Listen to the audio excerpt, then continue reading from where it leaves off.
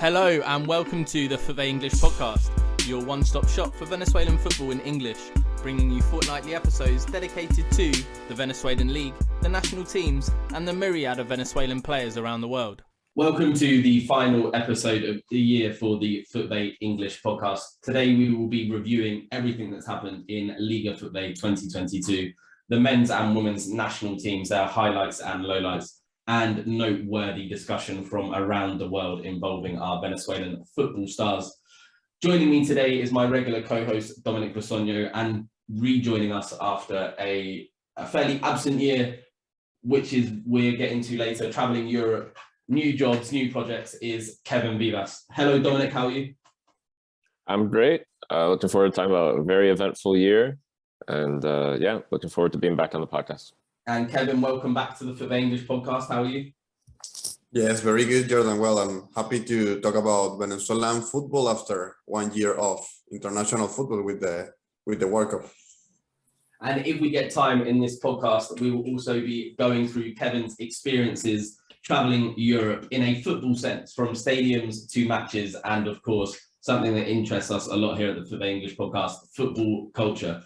But before we get into that, let's start with a recap of Liga FUTVE 2022. A couple of weeks ago, the end of season award ceremony hosted by El Mundo es un Balón, a radio station and social media account out here, was hosted, and the night was dominated by league champions Metropolitanos. But briefly, before we get into that, somebody present and an award winner in his own right is currently representing Venezuela at the World Cup, Jesus Valenzuela. Kevin, what does it mean to Venezuela to have, and Venezuelan football world, to have a representative at the World Cup? Well, as we have never been to a World Cup, and Venezuelans follow a lot, I would say, the World Cup, mainly the countries like Argentina, Brazil, Spain, Portugal, not Italy at the moment, but generally, and having a Venezuelan for first time in 40 years or something like that, or 50 years in a World Cup, is something that gets us of pride, because the most of people that love football, like, they weren't alive when it happened back in 1982, the Venezuelan referee. So Venezuela was in charge of important match like France, Poland, and England, USA, and now he will be the fourth referee of this semifinal between France and Morocco. So it's something very good, and it's like seeing a part of Venezuela in the World Cup. And as I said, he was at the award ceremony. He won Venezuelan Referee of the Year. Prior to the World Cup, what were the highlights of Jesus Valenzuela's career? Because he's had a fairly rapid rise to the World Cup over the past couple of seasons. Yes, it has grown up so much in the last 2 years, I would say. His most important match before the World Cup, it was the final of Copa Sudamericana between Defensa y Justicia and Lanús. Defensa y Justicia was playing Enzo Fernandez, which is now in the squad of Argentina. And also he was the referee of Argentina against Colombia in the Copa America semifinal. So yes, he was expected to join the World Cup list of referees, because he was very in a good esteem for CONMEBOL referees. And as I said, the award ceremony a couple of weeks ago was dominated by Metropolitanos. They became league champions for the first time in their history, and also in their anniversary year, their 10th year as a Venezuelan football club. And Dominic, if you remember, around 8 months ago when we did the Liga FUTVE preview podcast, I was saying Metropolitanos were going to finish mid to lower mid table. I had them in the 9th to 12th bracket. And instead, they have won the league. So exactly how did Jose Maria Morr prove me so drastically wrong? Yes, and I think Metropolitanos proved a lot of people wrong. I certainly did not predict them to win the league either. I think really what proved to be the key for the squad, both in terms of the coach and the players, was just sort of the magic of consistency.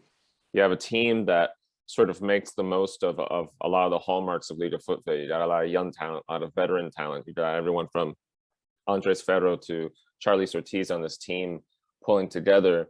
And Jose Maria Morr, who of course has been with this club for so long, really seemed to just be able to find a patience and a consistency with this squad. when a lot of the other contenders would have sort of volatile high points and low points through the season, say a Zamora or a Carabobo or a Táchira for that matter. Metropolitanos just always was there. They were always doing their average, their minimum, and often more. But they were always, when they weren't firing, it was small wins and draws. They were always finding their way to the points, even if it wasn't as flashy as some of the weeks some of the other teams were having. So again, that consistency, that team effort, just all coming together. You don't have the top goal scorer in the league, but you just have a lot of players that are going to show up and fight for a clean sheet, fight for a goal. It really pushed them to the end, and it literally pushed them back other teams that people assumed would beat them to the final, which was very impressive. Yeah, and if I remember correctly, in that championship phase, so just to recap for people unfamiliar with the league or didn't follow it too closely, at the end of the regular stage of the season, so after 30 games, when everyone had played everyone twice, the top 4 broke away for a championship round to decide the title, where everyone played each other again twice. And so another 6 games. And then at the end of that, the 2 top teams played off in a 1-game final. For that championship round, that 6-game championship round, which was, the best 4 teams of the season facing off in what should be the best games of the season. If I remember correctly, Metropolitanos actually finished bottom of that top 4 based on expected goals and expected points, suggesting that their, performances weren't matching the results. And that alludes to what you say about digging in, winning a game, even if you're not the better team, turning losses into draws, draws into victories. And I think you raised a really good point with the consistency. I remember on the day of the final, looking into the data and tweeting that Johnny Ferreira, the Monagas manager, Metro's opponents in the final, and Jose Maria Morr himself were respectively 2nd and 3rd in the longest serving managers in Liga FUTVE at one club. Top was Daniel Farias, who has since departed La Guaira and has been appointed head coach of Boston River in Uruguay. Jose Maria Morr was 2nd with just shy of 1,400 days in charge. So he's now the longest serving coach in Liga FUTVE by over a year, and Johnny Ferreira with just over 1,000 days in charge. Kevin, you have obviously followed Liga FUTVE very intensely all your life. You have seen how Metropolitanos have grown up, not just since they were founded 10 years ago, but since Jose Maria Morr took charge. On and off the pitch, how have Metropolitanos gone about building an identity around the club to lead to this, the greatest success there is in Venezuelan football? Well, first of all, I feel that the Metropolitanos culture is something that we lack on football. For example, if you support Southampton, it's because it's not only your city, it has their own aspect of history, the players, whatever, the colors, etc. So I feel that's something that happens so much in football is like you support a team and then the next year you have a completely different squad than the prior year, and also players going to their rival teams. And so you imagine if Barcelona would have Xavi, Iniesta, and whatever, Thiago Alcantara, and then they go to Real Madrid. That's something that happens so much in Venezuela with Caracas and Táchira, Estudiantes de Mérida. And I feel that the players are part of the history of a team, and Metropolitanos makes the opposite to all the teams. They have contracts of longer years than the other team, like 3 years, 4 years, something like that. Jose Maria Morr is there since 2017, and I feel the respect, the friendship that players could have make an extra to play better football. For example, you see that in Argentina in this World Cup, the support, the chemistry of the players, and it's something that Metropolitanos really have. Just 3 or 4 signings for each season, and even one of the signings played before in Metropolitanos, like Walter Araujo, and well, that's something that we really lack, and it was a good example for Venezuelan football that we need to build up in all our teams. And at the other end of the table, Aragua were relegated. There was only one team relegated from Liga FUTVE this season. And again, it was an anniversary year for them. Metropolitanos win the title in their 10th anniversary, and Aragua get relegated in their 20th year anniversary. It followed an 18-year spell in the top flight that included a certain Salomon Rondon, where he began his professional career and won the Copa Venezuela with them in 2007. But there were other narratives to the league. A few that stood out to me when I was recapping prior to this podcast was Zamora surprisingly crashing and burning at the very last. They looked destined to be in the final with Metropolitanos and then ultimately lost on the final day of the season. It was their first loss in like 16 games. And it's the one that meant that they didn't qualify for the final. Carabobo, Dominic, you and I both thought big things for them this season. They just scraped into the top four in the end, but were really running on empty by that stage of the season after a few managerial changes and a heavy reliance on Kevin Viveros for the goals. Finished top goal scorer in his first season in the league. The second foreigner to do so in consecutive seasons after Samson Akinyoola last year. And for me, Fran Perlo and Zulia. Zulia barely picked up points before he arrived, were the third best team or fourth best team in the league by points won per game during his spell. And then again, after he left with 6 or so games left of the season, they tailed back off and failed to pick up a victory. Dominic, for you, aside from champions and teams sadly relegated, what did you find most interesting about the season? What would you pick out as a narrative to remember? I guess I'm going to pick two. I'm going to break the rules and pick two. But I think one, briefly on the note of relegation, I thought UCV's survival campaign was a very interesting run to watch. You know, we're unfortunately talking about a league that the last couple seasons, it's often been pretty clear who's getting relegated pretty early. And this season, that simply was not the case, really, up until the second to last week, maybe. So that was really interesting to watch. Very different from what we saw last year, for example. Other than that, the Zamora drop off was very interesting. But actually, I do want to talk about Zulia, so we'll talk about Zulia instead. I think the Fran Perlo period at Zulia and then the dismissal, it's funny because it's almost the exact opposite of what we were just talking about with Metropolitanos. It's a coach coming in very, very briefly and not being allowed pertinence, not being allowed time to make the most of what he's got. So it was so interesting to see a team turn around so quickly and then turn around again so quickly after he was dismissed, or after he left, rather. And you saw the team in the end, you know, go from potentially competing for the Sudamericana to not being that far off from the relegation drop. It's a really unfortunate dismissal for me, or a departure for me, only because he clearly had so much potential. And this is, by the way, a manager that was supposed to be managing Academia Puerto Cabello, that obviously was short-lived. But so it leaves his ability to manage and lead a FUTVE sort of an interesting question mark, because he clearly can get the job done. But again, he's gone. And you have a team in Zulia that probably need that leadership, but aren't going to have it going forward. So, that was a fascinating. I actually wrote an article about it for World Football Index in the midst of him being there, about the turnaround and about the players that turned around with him. A lot of young talent that really stepped up under him. And it was really unfortunate to see him go.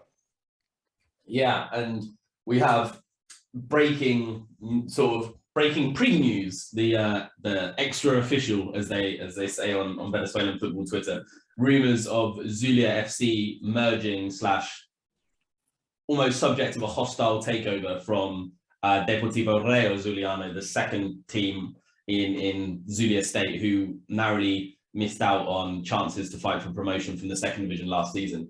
That looks set to happen, but isn't quite yet news. Before we move on from Liga FUTVE and onto the national team side, Kevin, I just wanted to ask you, over the past couple of seasons, we've seen the format of Liga FUTVE change on a seasonal basis, pretty much. We've had 3 years and 3 different formats. And from what I understand, it's set to be the same format as this season, next season. So it will be the first time since 2020, 2019, almost, that we've had the same format for 2 consecutive seasons. Quique Garcia, the new head coach of Deportivo La Guaira, has said that he's not a fan of these kind of formats. He would like a format like we see in the Premier League, like we see in La Liga. Everyone plays each other twice, and whoever's top at the end of that is the champion. And he illustrated it in a really interesting way and a really powerful argument that was so obvious that I hadn't noticed it. Deportivo La Guaira only missed out on the top 4 on goal difference. Had they finished in the top 4 at the end of regular season, they would be guaranteed Copa Libertadores football next season, be it from the group stages of then finishing top 2 or the qualifying rounds from finishing 3rd or 4th. Instead, that missed out on the championship round. They went into the Sudamericana qualifying round within Venezuela and missed out on that. So Deportivo La Guaira went from, after 30 games, the end of the regular season, only missing out on Libertadores football and goal difference, to 6 games later, not playing in any continental football at all. As a South American, because we have formats like this all over the continent to varying aspects, and as a Venezuelan, are you a fan of the Apertura Clausura or the Grand Final format, or would you like to see a more European format utilized? I think that at the end, no one has the right choice to select the better format. Like there is not the ideal format, and I think is the thing of recon the pros and the cons. If you have a format like the European system, you may lose the factors of teams without any chance to qualify to Copa Sudamericana or Libertadores because they are far away in terms of points. So in our situation, we have to avoid that because teams cannot pay the players, because players can avoid even the terms of bets, etc. Like we have many dangerous things to avoid with this European format as well. The appealing of the league, that if your team is in the 5th place or in the 6th place and in the last 3 games you don't have any opportunity, so no people is attending to the stadium. Instead, with this new format, you have chance of even being champion when you are 6th if you win a match and then you get into the first 4 places. And so it's a thing of pros and cons. Of course, with an European system, you award the regularity, but it's something that also brings other problems. So in my case, I would support this format. The thing I really don't like so much is the spots or the stages to give the Sudamericana qualification, but I also understand that it helps the teams when they are in the 15th, 14th place to have something to fight. And what I would do is just reducing the amount of teams in first division. Yeah, and I've heard a few people say that. I've even seen rumors that it's going to be a 12-team league next season, and I'd like to think that if that decision's been made, it's already been made because, you know, we're mid-December and the season is scheduled to start on the 9th of February, according to other information I've heard. So hopefully that decision has already been made. But I do know that a couple of head coaches share that opinion, that it should be a 12-team league, which I think is what they have in Paraguay. And others that want a 20-team league and think that, and I guess this is reflective of Venezuela, that think that regional government, you know, state government should step up and be funding teams to make sure that they can, you know, financially survive a 20-team season. We're going to move away from Liga FUTVE 2022, the domestic season now, to recap the national teams, both male and female. And I will chuck this up in the air for both of you, from the men's side or the women's side, to pick your highlight of 2022. And I'll go to Dominic first. Oh, wow, my highlight. I guess I'll go with the men. As you're well aware, you were sort of at the head of covering it for us, but the Toulon Tournament was such a fantastic ride, I think, for everybody involved with the Venezuelan national team. And we saw so many young players that a lot of which still play in Liga FUTVE that we've been hyping up in various ways for some of them for years. And we saw them compete with some of the best countries in the world, you know, only really falling in the end to France. Once we've gone down to 10 men as well. Yeah, and right. And so to see, you know, first player that comes to mind is someone like Segovia. I think you had highlighted at the time that we had an old tweet talking about how good he was. And obviously now he's moved to Italy. Seeing players like that, who at the time still played in Liga FUTVE, play at such a high level, again, against, you know, the Colombias and Mexicos and Frances of the world, what was just so, you know, it reminded me of how great it was to watch the U7 or the U20 World Cup run in 2017. It reminded me of that sort of pride in seeing these young guys, a lot of which didn't on paper have a great chance. Seeing them make this great run, it was really inspiring. It's great to see some of those guys have gotten moves, some of them not yet, but hopefully they get the moves they deserve. But yeah, I mean, there was just so much. Obviously, in the end, Venezuela don't win, but other than that one detail, it was really a phenomenal campaign to follow, and I think everybody really enjoyed seeing it. Yeah, and you highlighted Segovia, who was named player of the tournament, was in the team of the tournament, and Andres Ferro and Yerson Chacon, two bright young talents that remain in Liga FUTVE for now, also highlighted for other individual awards at the tournament. Kevin, what was your highlight on the national team front this year, men's or women's? Well, it was Pekerman selected this year, right, or the last year? I think. Otherwise, I feel that would be the highlight, because it gave us a hope for the national team to qualify on the next World Cup. But the rest, he didn't perform well. The team didn't perform very well in general, and neither in the friendlies nor the qualification match. Instead of the Bolivia's game, that it was like a boom, like our first match with him, and we won 4-1 against Bolivia of Cesar Farias, that they were doing well. And we have the afraid of Cesar Farias, Venezuela's beat us with Bolivia. And I'm hopeful with Pekerman, but he hasn't showed a good game, good games with Venezuela in friendlies. But I'm hopeful because he has experience, and I trust he could do it well.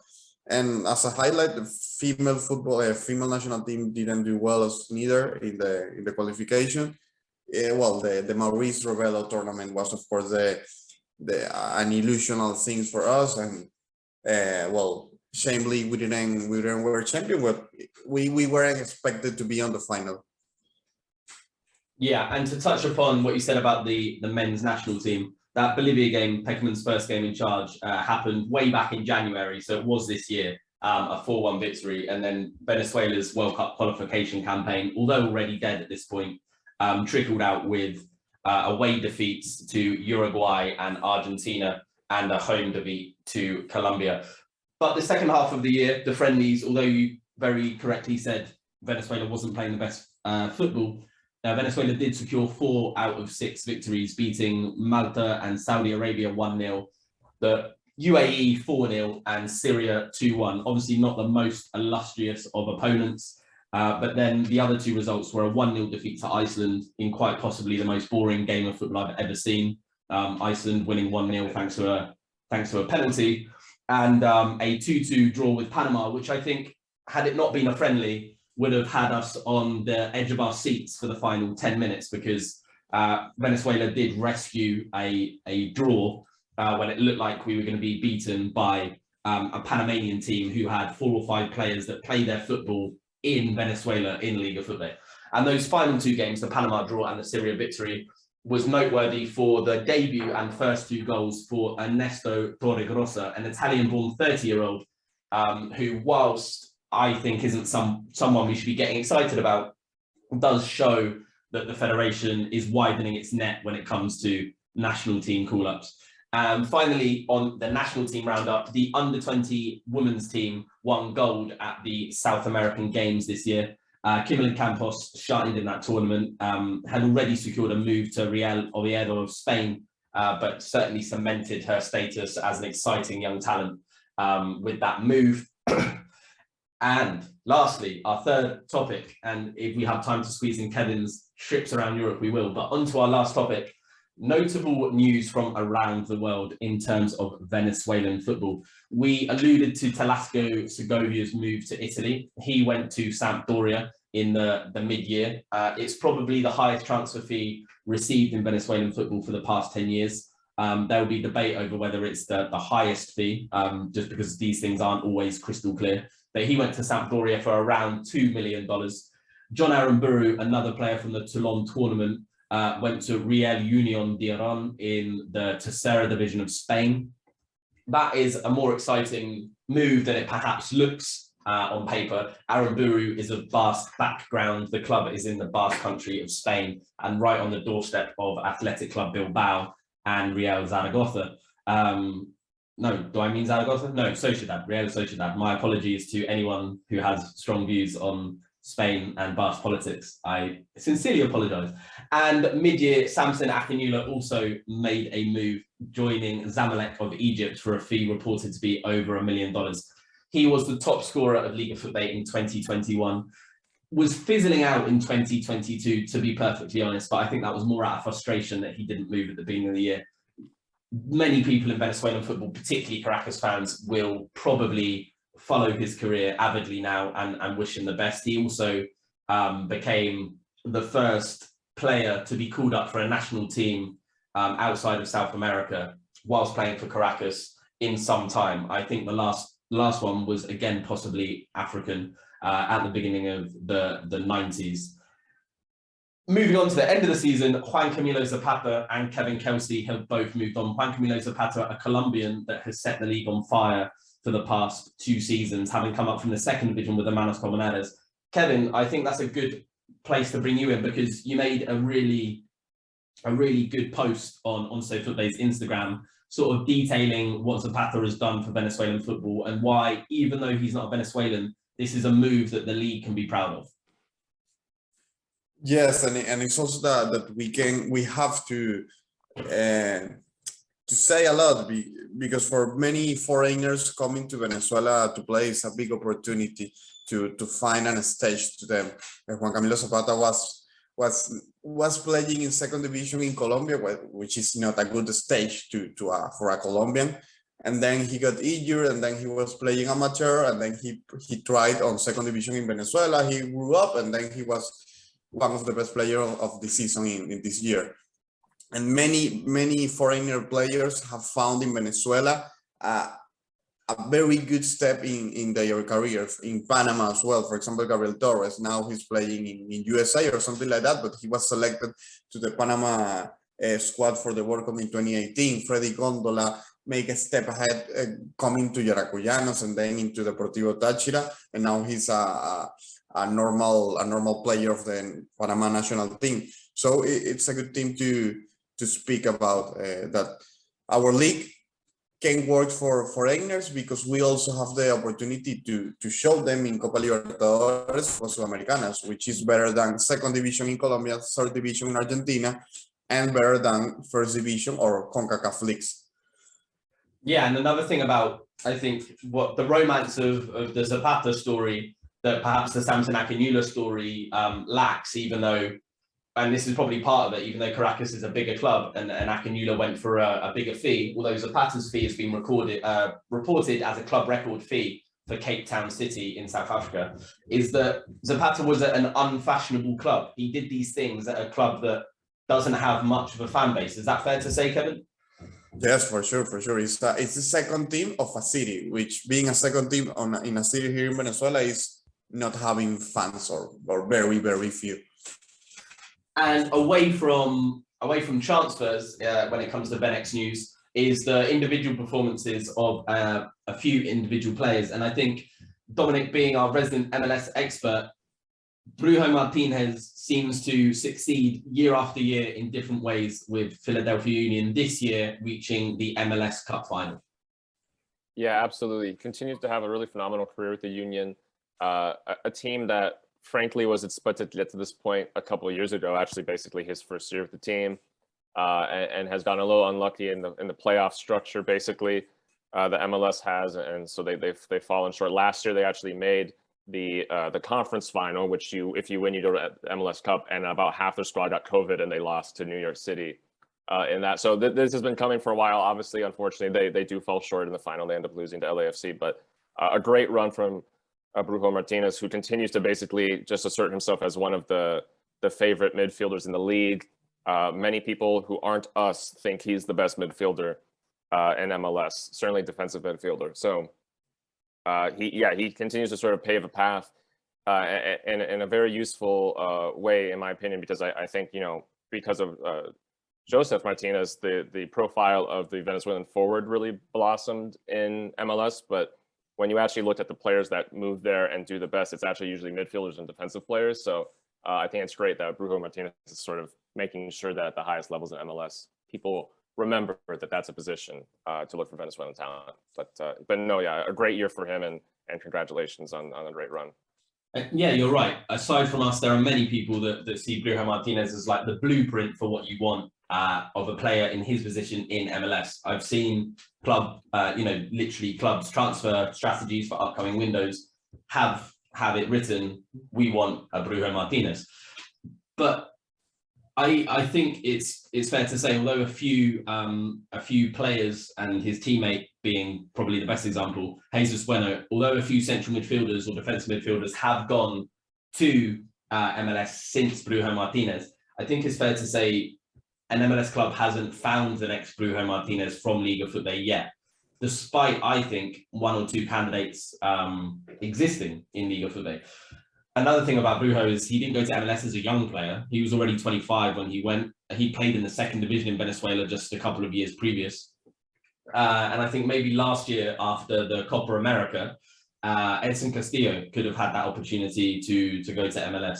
Although a year or two older than Brujo, he wasn't old 12 months ago, 18 months ago. He's not old now, but, he was 26, 27 then. Perhaps that was a moment for Edson Castillo. But after Liga FUTVE 22, the 2022 season is over, can you see any, I'm not asking you to make a prediction, but can you see any performers from Liga FUTVE 2022? This is a question for Kevin and Dominic, who you think could step up and make an immediate impact in the same way that Brujo did? Well, the first doesn't have to be a midfielder like Brujo, just a crosser. I guess I'll throw out there the first person that comes to mind for me, not exactly the same position, although potentially able to play a similar position, is actually a Mickey Romero, who was linked through the year to multiple MLS teams. He is younger than Brujo Martinez certainly was when he left, but I think that's a player that's still in Liga FUTVE that probably shouldn't be, and so it'd be interesting to see where he moves. And I know that MLS teams looked into that, so. That'd be interesting to see if that move happens, that he might be carried off somewhere else. But I certainly think that's a player that some MLS teams have considered as a potential midfield option. And Kevin, do you see any player in Liga FUTVE right now that could make an immediate impact in MLS? Well, immediate, I don't have any on mind at the moment. I feel it would be an important step for La Rotonda to make. He has curriculum and he has played with the national team. And for him and for Venezuela would be good. He gets other rhythm in MLS.